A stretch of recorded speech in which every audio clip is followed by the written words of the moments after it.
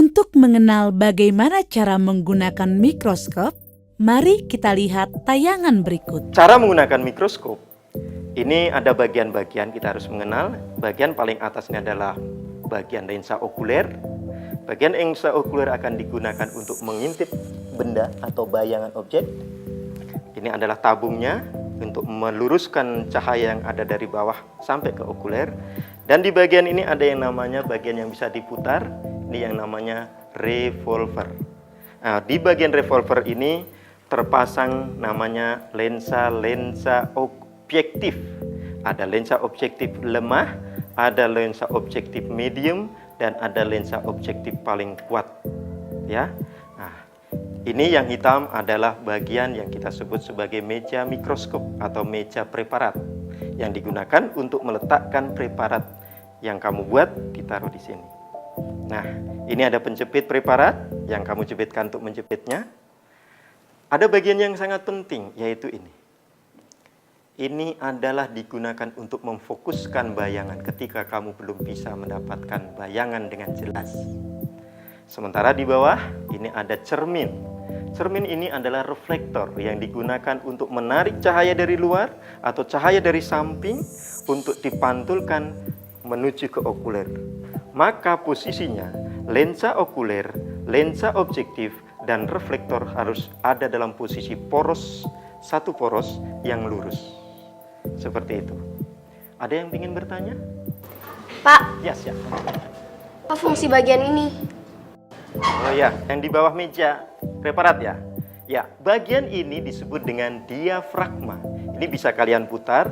Fungsinya adalah untuk mengatur jumlah cahaya yang masuk di dalam lensa okuler. Jadi mengatur, karena di sini ada lubang kecil, lubang besar, dan lubang medium. Jadi kamu bisa mengaturnya di sini.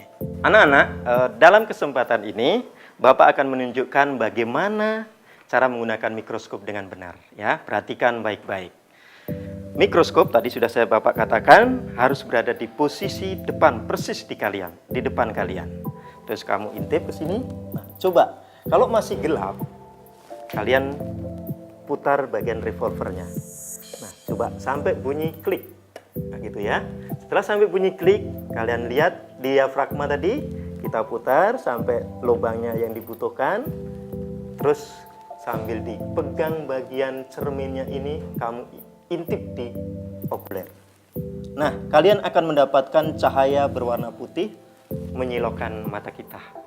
Berarti kalian sudah menemukan cahaya, berarti kalian sudah bisa menggunakan mikroskop tahap pertama. Di samping Bapak ini ada yang namanya preparat. Nah, preparat ini adalah preparat awetan. Sementara nanti kalian akan mencoba sendiri bagaimana melihat dengan menggunakan preparat basah yang sudah kalian bawa dari rumah. Ini ditaruh di sebelah sini, terus dijepit seperti ini, dipaskan dengan lubangnya, terus kamu amati. Nah, kalau bayangannya tidak jelas, baru kalian putar bagian pemutar kasarnya.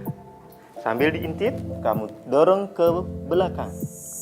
Nah, bayangannya akan nampak jelas di sana. Itulah indikatornya bahwa kalian sudah bisa menemukan objek bayangan tadi.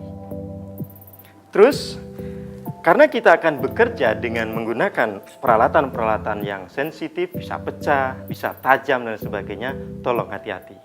Kalian sudah praktik dengan menggunakan baju praktikum untuk menjaga keselamatan, jangan sampai tumpah kena baju kalian atau kena apa ya. Ada jarum inokulasi, jangan sampai kamu menusuk, tertusuk. Dengan silet, hati-hati saya tanya, kalau kaca pecah, bagaimana? Nanti akan kamu bereskan sendiri.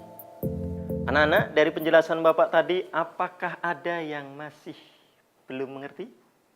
Saya, Pak, bagaimana kalau misalnya gelas kimia ini jatuh dan pecah, apa yang harus saya lakukan? Oh ya, bagus, pertanyaan yang bagus. Bagaimana seandainya tiba-tiba tidak sengaja gelas itu pecah?